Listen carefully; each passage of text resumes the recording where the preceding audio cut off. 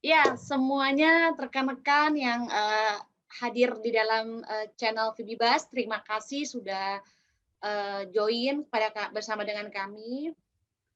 Vibibas merupakan komunitas free for education. Nah, di mana semua orang yang ikut di dalam Vibibas itu berkontribusi tanpa imbalan ataupun kita non profit. Nah, kali ini kita mendatangkan seorang yang tidak asing lagi di dunia artis di Indonesia. Artis bukan artis film ya, artis apa ya nih? Seni, artis seni, seni pelopor kontemporer. Nah, kita perkenalkan Mbak Rahmayani.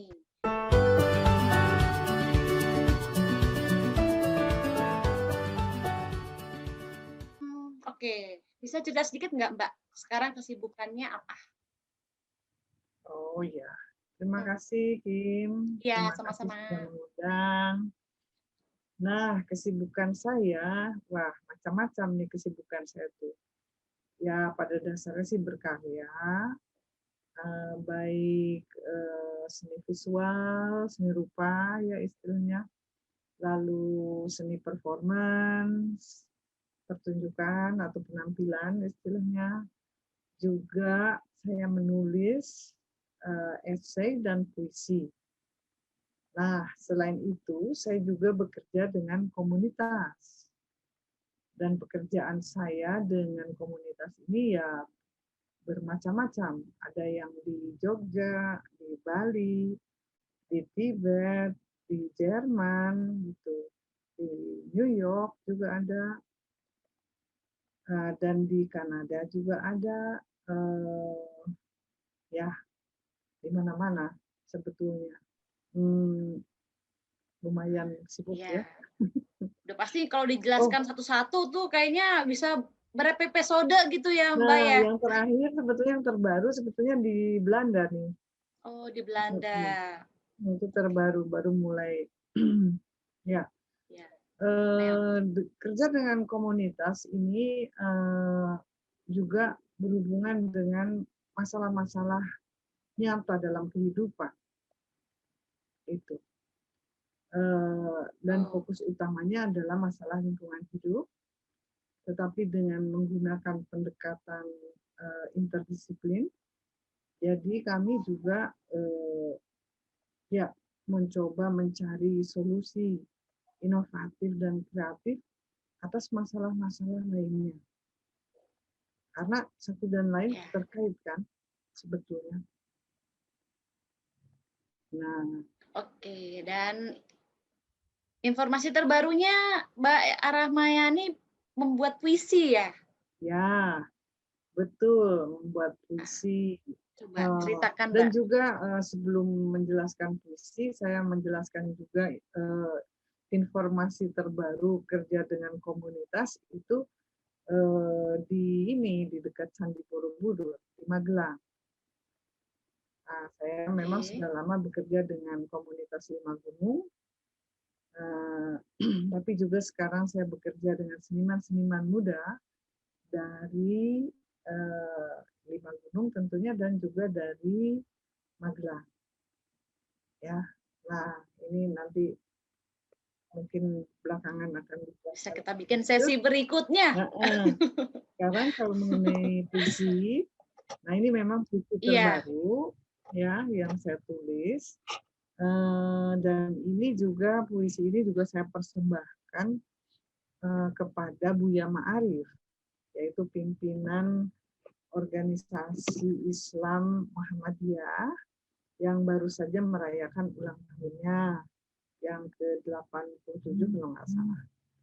Nah, jadi puisi ini sudah diterbitkan dalam buku yang khusus menerbitkan tulisan-tulisan dari kaum perempuan. Itu Oke. judulnya Ibu Kemanusiaan. Nah, judul puisi saya sendiri adalah Ibu Bumi Diperkosa. Kira-kira Mbak Yani bisa membacakan puisi itu sekarang? biar kita semua bisa mendengar yang ada di sini, Mbak. Ya, tentu saja, boleh. Silakan, Mbak. Ya, saya akan bacakan. Ibu bumi diperkosa. Ibu bumi terancam kehancuran. Kaum perempuan, jangan menyerah dan diam. Awal tahun, dikala hujan deras turun, kota kami nyaris tenggelam dan menghilang.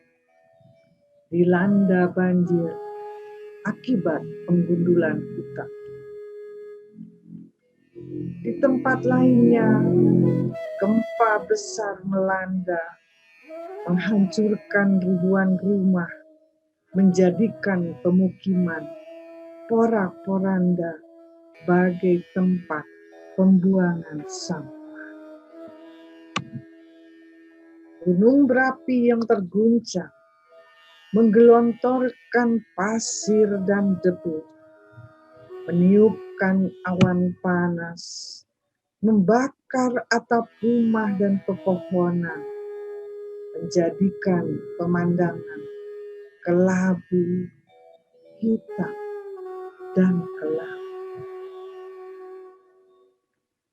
Tanah yang gersang kering, tercemar pestisida, mengeras tak bisa ditanam. Bergerak tak terkendali, menimbulkan petaka longsor, menimbun rumah dan semua penghuni. Air laut pun bergejolak, mengantarkan tsunami, menenggelamkan desa-desa dan seluruh penghuninya tanpa sempat menyelamatkan diri dan mendapatkan pertolongan. Jeritan pilu dan tangisan terdengar hingga alam mimpi. Derita kehidupan bergema, memasuki lorong jiwa. Akankah menyadarkan manusia atas laku biadabnya yang melahirkan virus kematian akibat laku pemerkosaan alam demi keuntungan materi dan khayalan kebahagiaan, terjebak pesona ilusi dan nafsu keserakahan. Didukung energi patriarki sebagai rahim budaya kekerasan, para ekstremis dan jagoan meluluh lantakan kehidupan untuk sekedar pamer kekuasaan, tumpang tindih dengan kebodohan. Pembuat bom nuklir atau pelaku bom bunuh diri sangat tidak warasnya. Biasanya lelah. Lalu mengajak anak istri untuk mendukung idenya, membunuh atau menghancurkan apa saja. Akankah kita biarkan kebiadaban memusnahkan kehidupan? Nafsu serakah dan kerakusan menghentikan nafasnya, dan keangkuhan serta ketamakan membinasakan masa depan. Kaum perempuan, jangan menyerah dan diam. Selamatkan anak cucu dan masa depan. Jangan biarkan ideologi patriarki mendominasi, mengumbar birahi dan menganiaya semesta. menghancur lebur nilai-nilai dan etika, menghilangkan kesadaran dan akal, mencabik-cabik hati dan rasa, membunuh cinta, dan menghidupkan angka. Kaum perempuan harus bangkit dan melawan. Jangan biarkan ibu bumi dianiaya dan dihancurkan. Tempuran Elok Logo 2021. Terima kasih. Suasananya langsung tegang, langsung hening. Ya, Ya, kita berharap pesan yang disampaikan sama Mbak Rahmayani itu sampai kepada orang-orang yang ya biar makin sadar juga Mbak ya. Tujuan dari puisi ini kan pasti kan biar kita tuh melakukan yang lebih baik untuk bumi kita gitu Mbak ya. ya betul. Iya. Oke, ini terima kasih untuk pembacaan puisi Mbak Rahmayani. Nanti untuk lebih lanjutnya Mbak Rahmayani itu akan join ke dalam sebuah webinar kita dari yang diselenggarakan oleh Vibibas tentunya. Itu dengan tema Borobudur The Living Book. Gila, judulnya udah wah banget ya. Pembicara juga nggak kalah loh. Ada Pak Salimli, ada Al Jastro, dan ada Mbak Rahmayani. Nah, di sini nanti kita akan membahas banyak hal dari perspektif mereka masing-masing.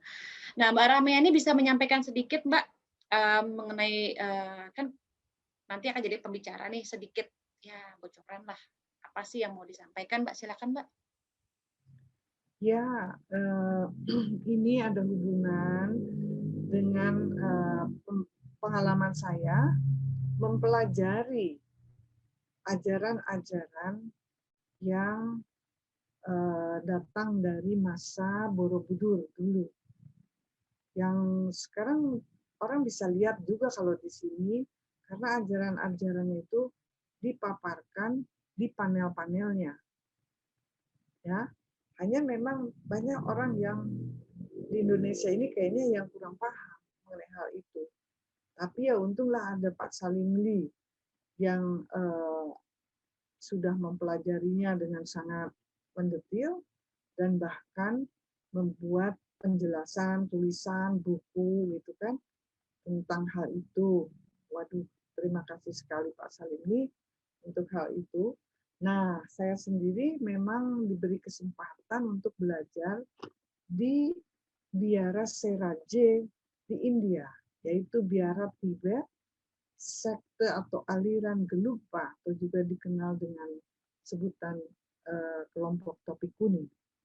Nah, kenapa saya bisa sampai kesasar ke sana? Ya, mungkin saya cerita sedikit. Ini ada hubungan dengan pekerjaan saya dengan fokus masalah lingkungan hidup dan sosial juga di Plato Tibet yang sudah berlangsung sampai sekarang ini ya dimulai tahun 2010 dan masih berlangsung sampai sekarang. Jadi ya sebutlah 11 tahun ya.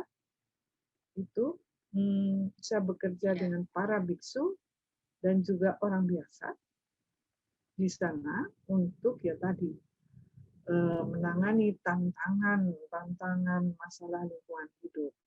Dan kenapa saya kok sampai nekat gitu ya kerja di sana di tempat di atap dunia itu.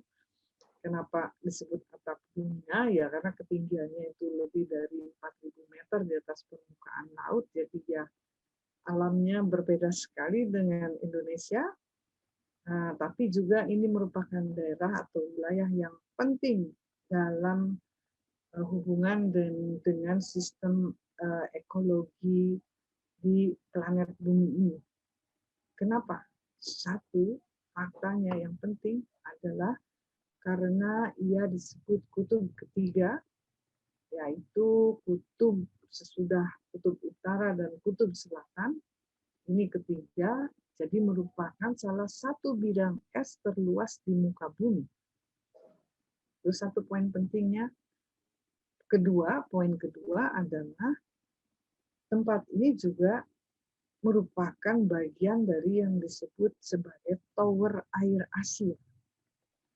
Jadi sungai-sungai besar di benua Asia, Yangtze, Mekong, Sungai Kuning, Gangga, Brahmaputra, Indus, Salween, dan lain-lain itu, mata airnya itu memang terletak di Plato Tibet. Ya. Nah, poin ketiga yang tak kalah pentingnya, tempat ini juga merupakan salah satu tempat dengan kekayaan keberagaman hayati di atas permukaan bumi ini. Salah satu yang paling kaya.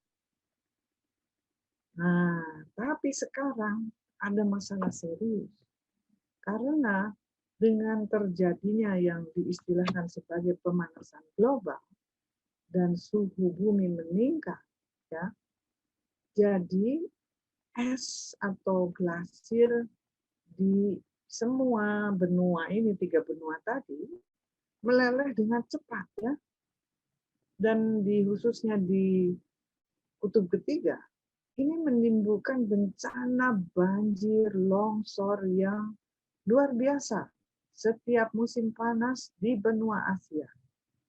Itu korbannya bisa ribuan setiap tahun. Bahkan yang diungsikan bisa jutaan jumlahnya. Gitu. Nah, maaf, ini ada azan. Sebentar. Ya, itulah yang saya kerjakan dan memberikan inspirasi juga kepada saya selain kesempatan mempelajari ajaran-ajaran yang sebetulnya merupakan warisan dari leluhur Nusantara dan warisannya sangat-sangat luhur, sangat beradab.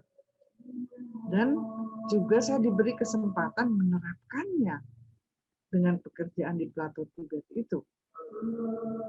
Nah, sekarang saya ingin sebetulnya, ya bukan sekarang, sudah dalam waktu berapa tahun ini, ingin membawa pulang ajaran yang saya pelajari ini, pulang ke rumah, ke Indonesia. Dan ingin memberikan pengetahuannya kepada teman-teman di sini. Begitu. Ya, sabar ya. Dengan acara webinar kita, rencana webinar kita hari Sabtu, tanggal 17 Juli, catat ya Mbak Rahmayani ya, Mbak Yani catat, itu jam 10 sampai jam 2, artinya 4 jam. Bicara tuh nanti panjang lebar, kita kupas mengenai Borobudur ya. Nah, nggak ketinggalan, kita juga nanti ada penanggap yaitu discussion itu namanya Pak Agus Widiatmoko, seorang arkeolog. Nanti dia akan bantu untuk memberikan kayak pancingan-pancingan kepada narasumber mengenai hal-hal yang coba mereka tampilkan seperti apa, dan kita punya kehormatan juga moderator kita tuh Mbak Sita. Mbak Sita yang merupakan aktif sebagai pelestari kebudayaan. Jadi dia cukup aktif mengenai Borobudur juga. Nah, satu hal yang menarik nih Mbak Rahmayani, Mbak Yani, kita akan menampilkan sebuah bambu live music ya. Nanti akan ada tampilan yang dari bambu. Nanti akan membuat suasananya benar-benar menyatu. Maksudnya kita kan memang membawakan sisi Borobudur ya. Pasti akan lebih sifatnya balik ke nature gitu loh. Jadi menarik banget. Nah, jadi jangan sampai ketinggalan webinar kita selanjutnya, Borobudur The Living Book. Gimana Mbak Rameni, udah siap belum nih buat tanggal 17? Ya, siap dong. Nanti aku ada ini ya, ada presentasi ya. Yang tanggal 17, tanggal 17 ini. PowerPoint boleh? Boleh, nggak apa-apa. Nggak apa-apa. Ya, ya. Sebenarnya sih nanti coba kita diskusikan tuh nanti pada saat meet up ketiga. Jadi Mbak Yani mau dalam bentuk apa? Maksudnya yang lain juga seperti apa? Jadi moderatornya juga ready nih gitu. Nanti kan yang bakal meng-guide moderatornya. Nggak apa-apa, Ya. nanti kita coba ngadain meet up ketiga aja untuk latihan terakhir. Sip, Oke, sip. ini Mas. Jadi Kalau udah begitu, beres nih. kenapa? Udah beres nih sekarang nih Belum, kerjaan kita. sebentar. Ini aku mau ini nih, aku mau sedikit lagi penutupan. Oke. Oke, jadi stay tune di channel kita Vibibas. Vibibas merupakan komunitas free for education. Salam Vibibas.